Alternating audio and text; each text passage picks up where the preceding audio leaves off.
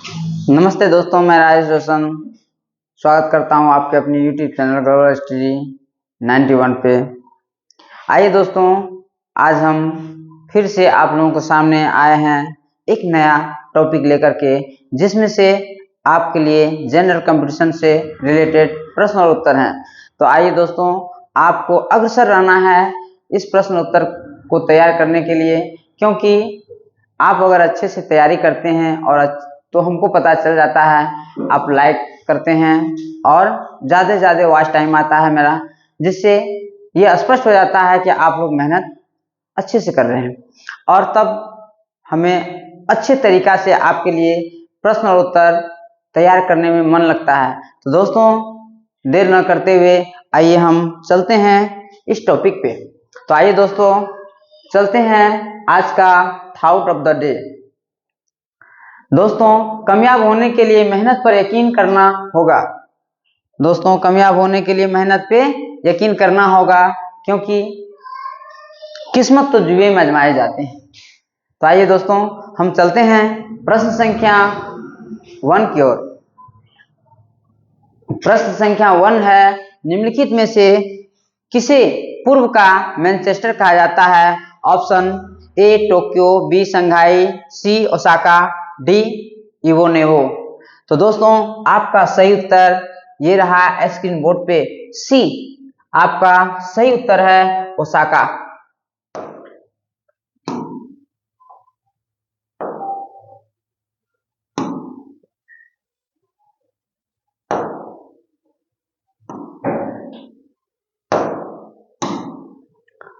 तो चलते हैं दोस्तों प्रश्न संख्या 2 की ओर।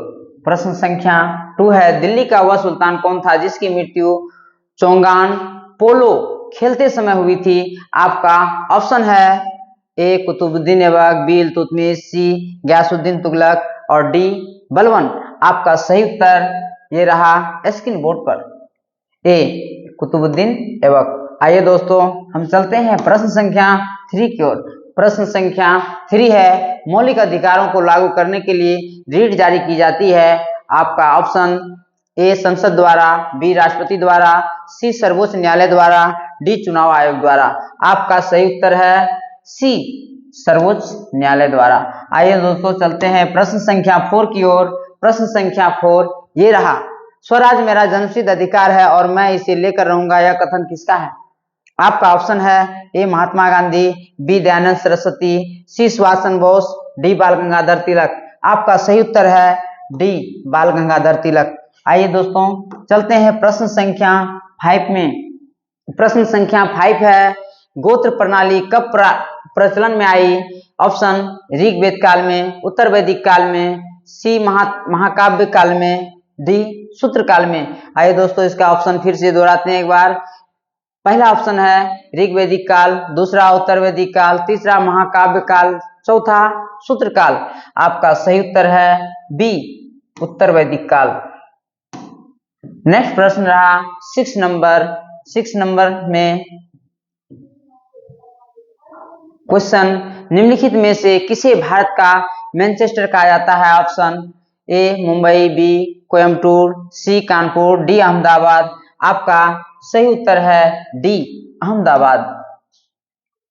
तो दोस्तों, आपको स्क्रीन पे भी आपको ध्यान देना है इस साइड में, क्योंकि आपके लिए फिगर लगा रखे हैं, ताकि इससे भी आपको स्पष्ट रूप से पता चल जाता है कि आपका सही उत्तर क्या होगा। क्योंकि हम यहाँ आ जाते हैं तो आपको कुछ कठिनाई होती होगी कि यहाँ फिगर देखने में, इसीलिए आपको थोड़ा सा विशेष ध्यान देना है। तो चलते हैं प्रश्न संख्या 7। प्रश्न संख्या 7 है, निम्नलिखित में से किसे उत्तर भारत का मैनचेस्टर कहा जाता है? आपका ऑप्शन है ए कानपुर, बी लखनऊ, सी वाराणसी, डी दिल्ली। आपका सही उत्तर है ए कानपुर। तो आइए दोस्तों, चलते हैं प्रश्न संख्या 8 में। प्रश्न संख्या 8 में आपके लिए लाया हूं, भारतीय संविधान का अनुच्छेद 61 किससे संबंधित है? आपका ऑप्शन ए राष्ट्रीय आपातकाल, बी राष्ट्रपति पर महाभियोग, सी मौलिक कर्तव्य, डी वित्तीय आपातकाल। आपका सही उत्तर है बी राष्ट्रपति पर महाभियोग। चलते हैं नेक्स्ट प्रश्न 9 नंबर। 9 नंबर में है मोहम्मद बिन तुगलक ने अपनी राजधानी कहाँ स्थानांतरित की? आपका ऑप्शन है ए दिल्ली से वरंगल, बी दिल्ली से देवगिरी, सी दिल्ली से मदुरै, डी दिल्ली से विजयनगर। आपका सही उत्तर है बी दिल्ली से देवगिरी। आइए दोस्तों चलते हैं प्रश्न संख्या 10। प्रश्न संख्या 10 में है संघीय मंत्रिपरिषद का पद और सदस्यता कौन निर्धारित करता है? आपका ऑप्शन ए गृह मंत्री, बी सत्तारूढ़ दल का अध्यक्ष, सी भारत का राष्ट्रपति, डी उपराष्ट्रपति। आपका सही उत्तर है सी भारत का राष्ट्रपति। आइए दोस्तों चलते हैं हम प्रश्न संख्या 11। प्रश्न संख्या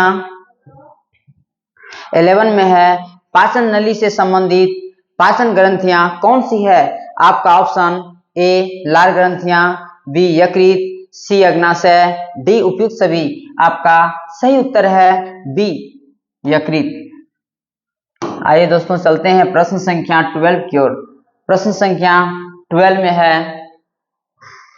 परमार वंश के किस शासक ने कविराज की उपाधि धारण की थी?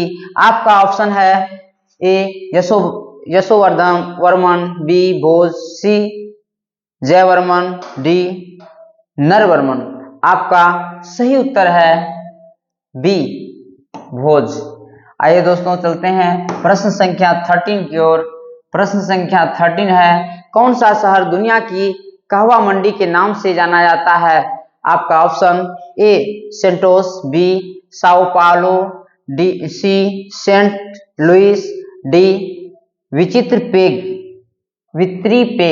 आपका सही उत्तर है सी सेंट लुइस। चलते हैं नेक्स्ट प्रश्न की ओर 14 नंबर।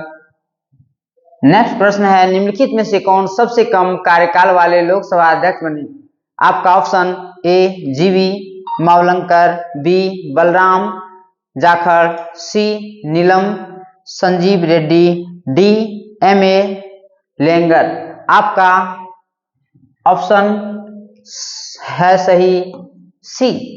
आइए दोस्तों चलते हैं प्रश्न संख्या 15 की ओर जो लास्ट प्रश्न होगा और इसमें आपको कमेंट भी करना है कि कौन सा इसका सही उत्तर है। प्लाज्मा में मौजूद मुख्य प्रोटीन क्या है? ऑप्शन ए आपका ऑप्शन है ए एल्ब्यूमिन, बी ग्लोब्यूलिन, सी फाइब्रिनोजेन, डी उपयुक्त सभी। तो दोस्तों मैं इसका पीपीटी इंग्लिश में भी लाया हूं और जिसको अगर इंग्लिश में समझना है तो इंग्लिश में भी समझ ले। और इसका आंसर मैं आज नहीं बताने जा रहा हूं क्योंकि आप कमेंट कीजिएगा इसका सही उत्तर क्या है। और देखते हैं कि आप लोग जितने भी लोग हमसे जुड़े हैं, मैं ये जानना चाहता हूं आप लोगों में से सबसे ज्यादा कौन एक्सपर्ट हैं। तो दोस्तों जो नहीं भी दे पाएंगे उसके लिए भी मैं कुछ नहीं कह रहा हूं, लेकिन अगर आप लोग देते हैं इसका आंसर तो हमको लगेगा कि मेरा दोस्त तैयारी कर रहे हैं अच्छे से। तो मिलते हैं नेक्स्ट लेक्चर में, तब तक के लिए जय हिंद।